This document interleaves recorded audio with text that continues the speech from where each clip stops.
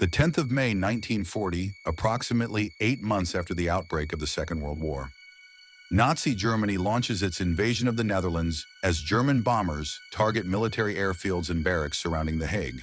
To sway public perception, Adolf Hitler fabricates a justification for the assault, falsely claiming that England and France were plotting to attack Germany through the Netherlands and Belgium. Throughout the invasion, the German Air Force, known as the Luftwaffe, employs paratroopers to seize key strategic locations and support the movement of ground forces across Dutch territory. By the 15th of May 1940, the Netherlands capitulates and signs a surrender agreement. Shortly afterward, the Nazis begin their occupation of the entire country and introduce new anti-Jewish legislation aimed at marginalizing Jewish citizens and limiting their means of survival. The organized deportation of Jewish people from the Netherlands to extermination camps commences in July of 1942. Witnessing the unfolding tragedy, some Dutch individuals find it unbearable and choose to resist. One notable figure is a young neurologist deeply opposed to fascism who feels compelled to take action, even resorting to killing Nazi soldiers. His name is George Carter.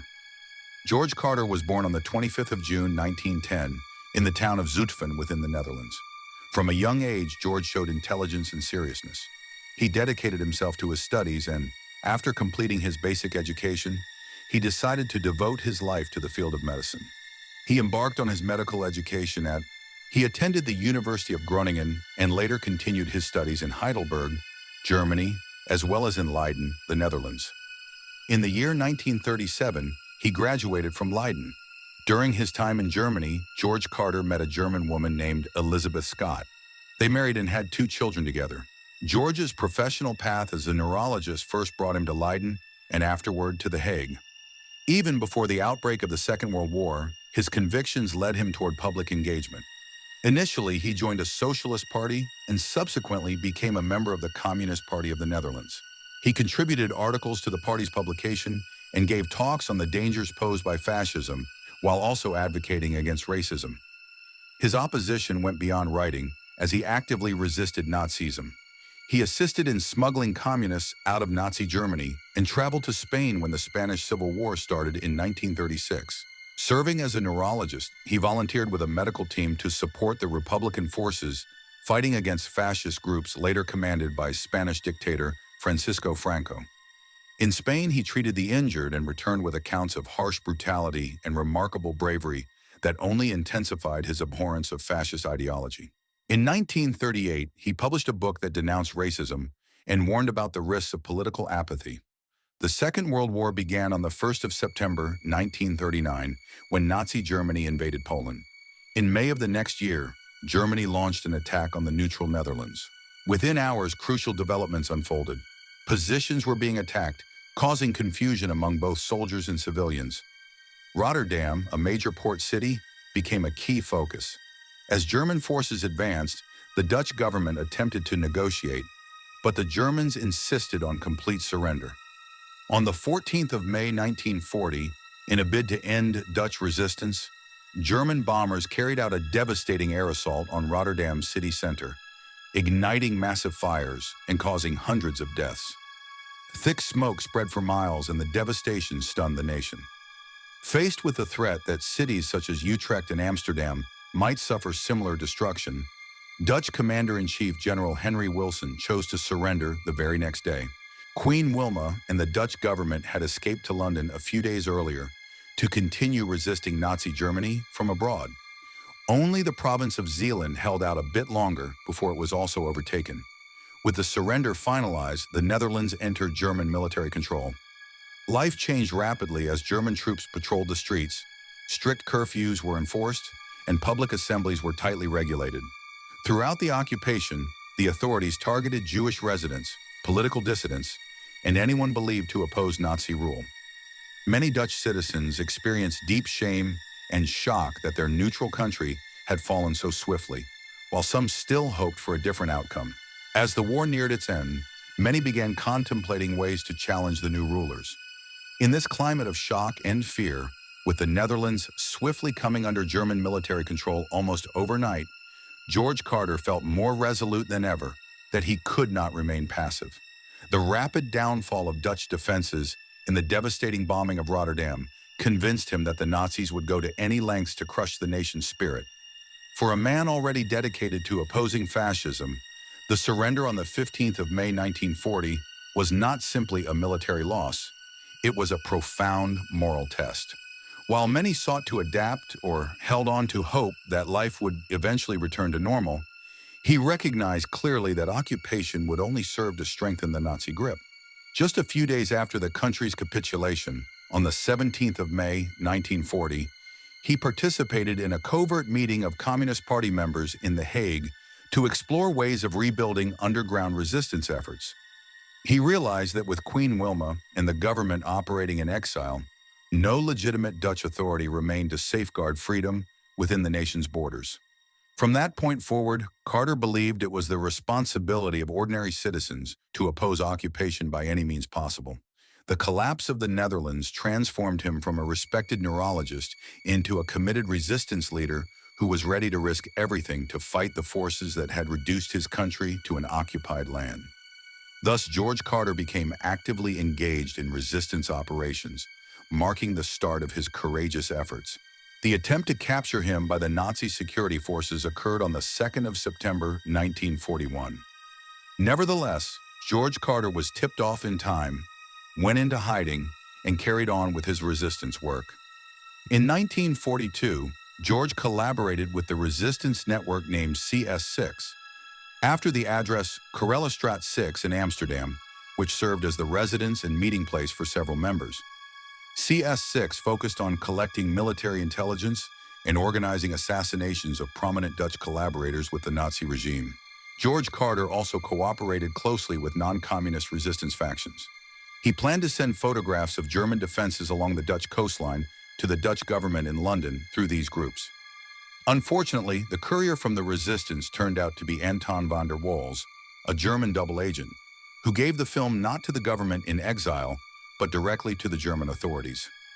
By the close of 1942, Nazi officials were ready to establish a Dutch Nazi administration to assist Germany's campaigns on the Eastern Front.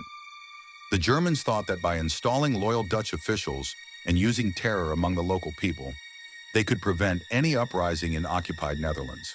The CS6 organization decided that active collaboration with Nazi Germany needed to be punished as a warning to others and to disrupt German strategies. On the 5th of February 1943, they ambushed General Henry Seifert, a retired Dutch officer who had accepted to serve the German occupiers.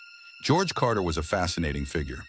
Prior to the conflict, he had also served as the chief of staff for the Dutch army before retiring in the year 1934. He returned from retirement during the German occupation of his homeland and cooperated willingly with the occupiers, becoming the public face of the Volunteer Legion Netherlands. This group was a battalion of the Waffen-SS, the military division of the SS, formed by Dutch nationals fighting on the Eastern Front.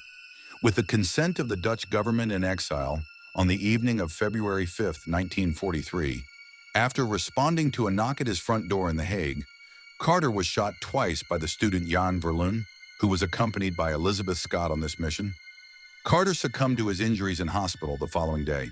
Several days later, another operation orchestrated by George and the members of CS6 targeted Hermanus Reden, associated with the Dutch National Socialist movement and formerly a journalist who had become a Nazi collaborator.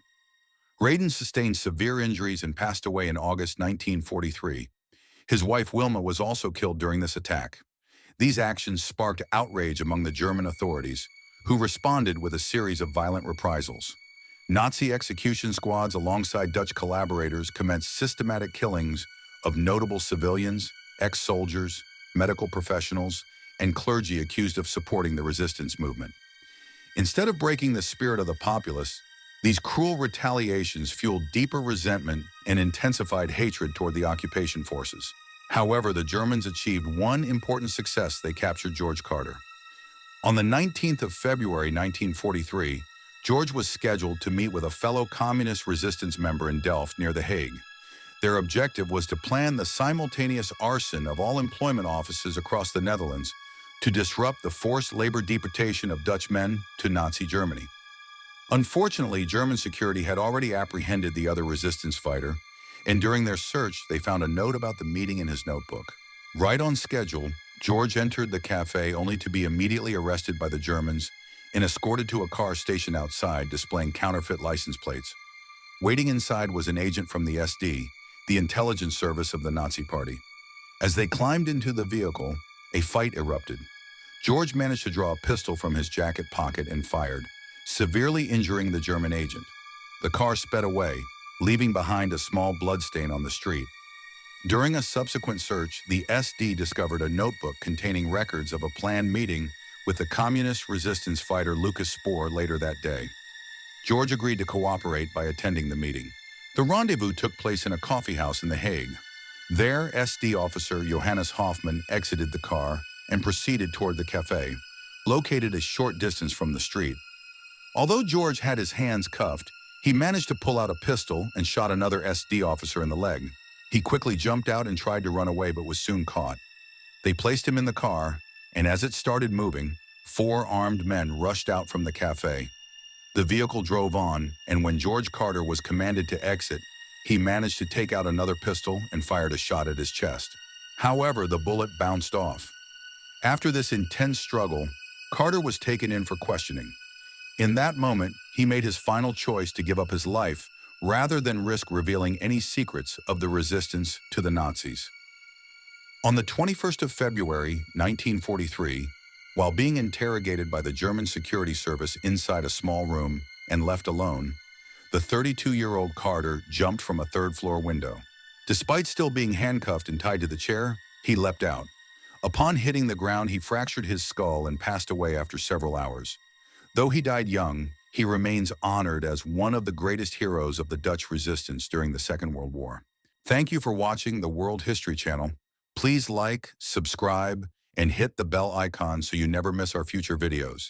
We appreciate your support, and we'll see you next time on the channel.